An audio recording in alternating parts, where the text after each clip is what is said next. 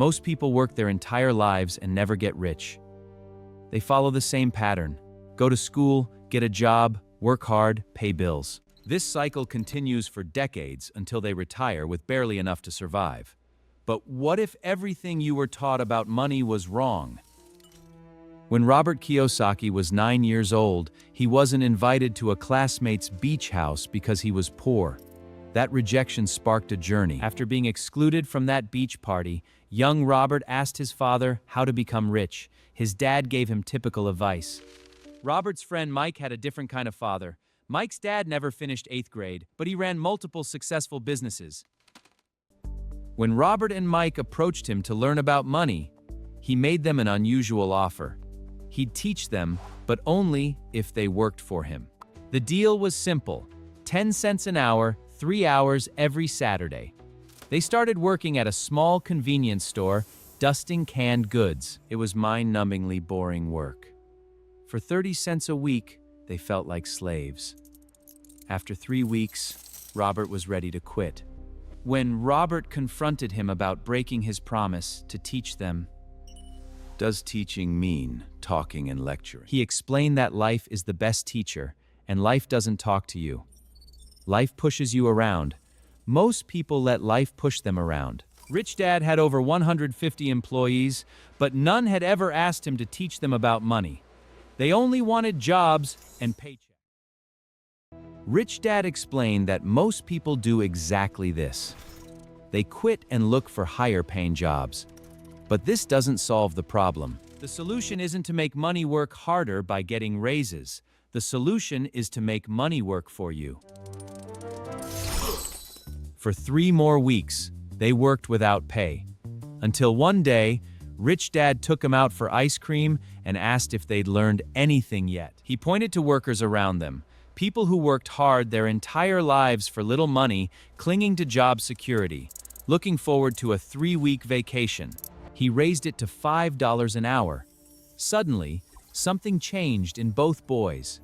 Their expressions shifted from excitement to calm. Rich Dad smiled.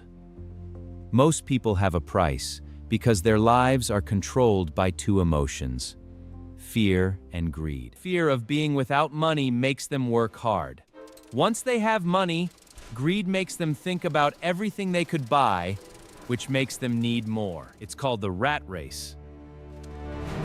Rich Dad saw hope when both boys agreed to work for free. They took the first step by resisting their emotions. He told them to keep working for free, and soon their minds would show them ways of making money far beyond what he could ever pay them. Eureka! I've got it! A library for the kids. They'll pay 10 cents to read as many comics as they want. They average $9.50 per week for 3 months without being physically present. They'd learned, the rich don't work for money. Lesson 2, master financial literacy. Rich Dad explained wealth using simple pictures. An asset puts money in your pocket. A liability is something that takes money out of your pocket. That's it. That's the entire formula for getting rich. Buy assets. Avoid liabilities. It sounds ridiculously simple, and that's why Robert and Mike thought Rich Dad was joking. How could adults not understand this? Shouldn't everyone be rich? The diagram shows 2 parts. The top is an income statement measuring money in and money out. The bottom is a balance sheet balancing assets against liabilities. If you own a house and rent it out, it's an asset because it puts money in your pocket every month. If you live in it and pay mortgage, it's a liability. This shocks most Americans because they've been told their home is their greatest asset. But according to Rich Dad's definition, your primary residence is a liability. It doesn't mean you can't buy a house.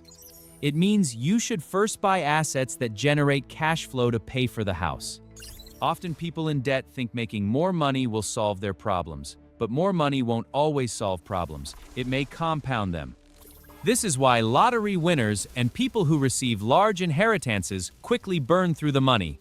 An increase in cash only results in an increase in spending. What's missing is financial education. People learn how to make money, but not how to manage it.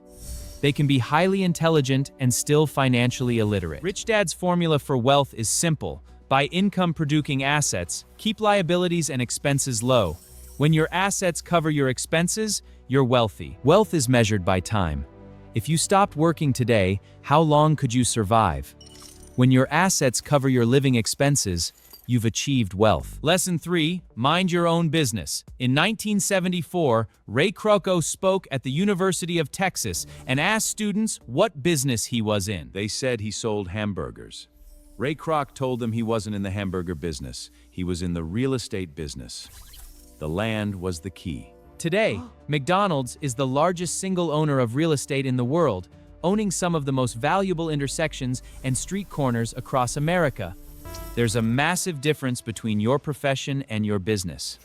When Robert asks people about their business, they say, "I'm a banker or a teacher." Then he asks if they own the bank, and they say, "No, I work there."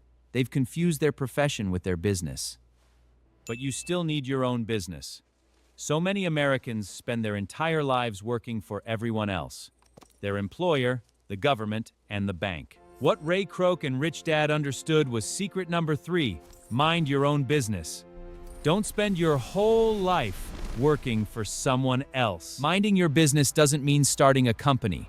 Instead, your business revolves around your asset column, not your income column. Keep your day job, but start buying real assets, not liabilities that lose value as soon as you walk out of the store. Keep expenses low, reduce liabilities, build solid assets. Real assets fall into these categories. Businesses that don't require your presence, managed by other people. Number 2, stocks. Number 3, bonds. Number 4, income-generating real estate. 5, royalties from intellectual property like music and patents. 6, anything else that has value, produces income, or appreciates. Acquire assets you love. Robert loves real estate and spends most of his time thinking about it. Even while working for Xerox, Robert minded his own business. He kept his day job and slowly built his asset column as cash flow grows. You can indulge in luxuries, but only if the cash flow supports them. When assets generate enough income to cover luxuries, that's when you buy them. Lesson 4, the history of taxes and corporate power. Many people see Robin Hood as a hero, taking from the rich and giving to the poor. Rich Dad called him a crook. The popular belief is the rich should pay more taxes. In reality, it's the middle class that gets hammered, especially educated upper income. Originally, there were no taxes in the United States, only occasional temporary levies to pay for wars. In 1913, America made income tax permanent. The government sold it to citizens by promising it would only tax the rich, but it ended up punishing those who voted for it, the poor and middle class. Not a best-writing author. There are talented people everywhere who struggle financially, just like that reporter. They are one skill away from greatness. When it comes to money, the only skill most people know is to work hard. If that reporter took sales courses, then got an advertising job, she'd learn a lot. When Robert published his first book, a publisher suggested changing the controversial title to something bland. But Robert knew that title wouldn't sell. He chose a controversial title because he knew it would get him on more TV and radio shows.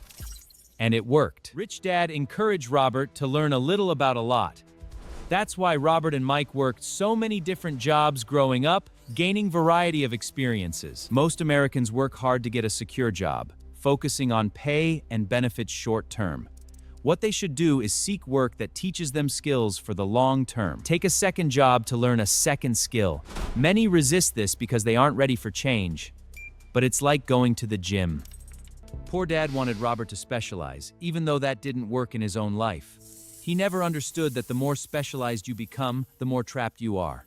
Rich Dad encouraged Mike and Robert to groom themselves and learn about many different business areas. The main management skills needed for success are cash flow management. 2, systems management. And 3, people management. The most important specialized skills are sales and marketing. Lesson 7, overcoming obstacles. 4 main reasons prevent financially literate people from developing abundant cash flow. Fear, cynicism, laziness, and bad habits. Overcoming fear. No one likes losing money. The only people who've never lost money investing are those who haven't done it. Everyone has the fear of losing money. The difference is how you handle that fear. The primary difference between a rich person and a poor person is how they manage fear, not the fear itself. Robert has never met a rich person who hasn't lost money, but they don't let the fear of losing take them out of the game. Most people play not to lose, when they need to be playing to win. That's why so many struggle financially. They might have a safe, balanced portfolio, but it's not a winning portfolio. You must be a little unbalanced in the beginning. Put your eggs in a few baskets and focus on them, overcoming cynicism, whether it's self-doubt or doubts from others. We often let that doubt keep us from acting. We play it safe and opportunities pass us by. Robert shares an example of a friend about to buy an investment property, but he backed out at the last minute when a neighbor who wasn't an investor told him it was a bad deal. Had he stayed in, he would have doubled his investment. Doubts and cynicism keep most people poor. Rich Dad liked to say, cynics criticize and winners analyze. Winners keep their eyes open and see opportunities everyone misses. Overcoming laziness. What's the cure for laziness? A little greed.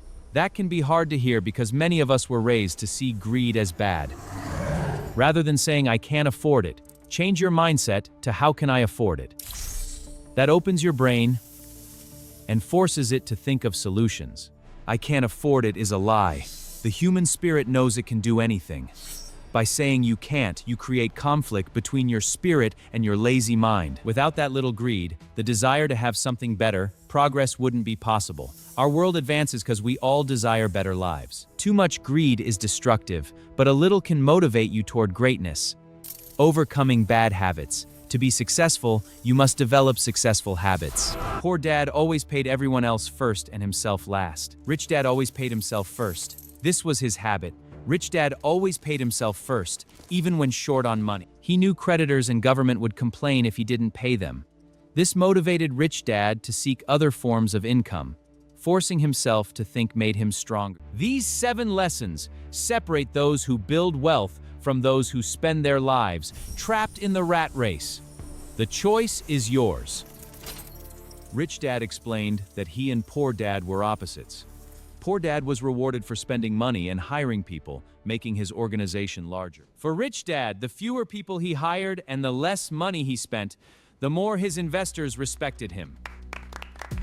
As the government's appetite for money grew, taxes soon needed to be levied on the middle class. And from there, it kept trickling down. But the rich saw an opportunity because they don't play by the same rules. Corporations offered a way around taxes through legal structure. A corporation is simply a legal document that creates a legal entity. It's not really a thing, but it offers a lower income tax rate than individuals have. This is why most wealthy people on the planet don't pay taxes or pay very little percentage of their income. Attempts to punish the rich rarely work. Lesson 5, the rich invent money. Your mind is your most powerful asset. Train it correctly, and millions can be made from a simple idea or agreement. Increase your financial intelligence, and you'll start seeing things others don't. You'll start inventing money. In the early 90s, Arizona's economy was terrible. He bought it for $20,000. The seller wanted $2,000 down, which Robert didn't have. So he asked a friend to lend him $2,000 for a $200 fee. While the purchase was being processed, Robert ran an ad offering the $75,000 house for $60,000 with no down payment required. As soon as the house was legally his, he sold it in minutes. $40,000 was created from almost nothing. Total working time, 5 hours. This example illustrates how ideas create wealth when you improve your financial intelligence and see what others miss. Markets go up and down. The world constantly hands you opportunities of a lifetime. You need to be able to see them. The more you develop your financial intelligence, the more opportunities appear. There are massive changes ahead in our world. Developing your financial IQ allows you to see that future through the lens of excitement, not dread. 300 years ago, land was wealth. Later, wealth was in factories and production. Today, wealth is in information flying at the speed of light. Lesson 6, work to learn, don't work for money. A journalist once interviewed me in Singapore. She revealed she wanted to become a best-selling author like me. Her novels were excellent, everyone said so, but they never sold. Robert suggested she take a sales training course. She hated salespeople. Robert pointed out, "Light, He was a best-selling author. You can continue doing what you've always done, getting what you've always gotten. Or you can apply these principles, develop your financial intelligence, and create the life you want. The question isn't whether these lessons work. The question is whether you'll put them into action. If you found this valuable, subscribe for more content like this. Thanks for watching.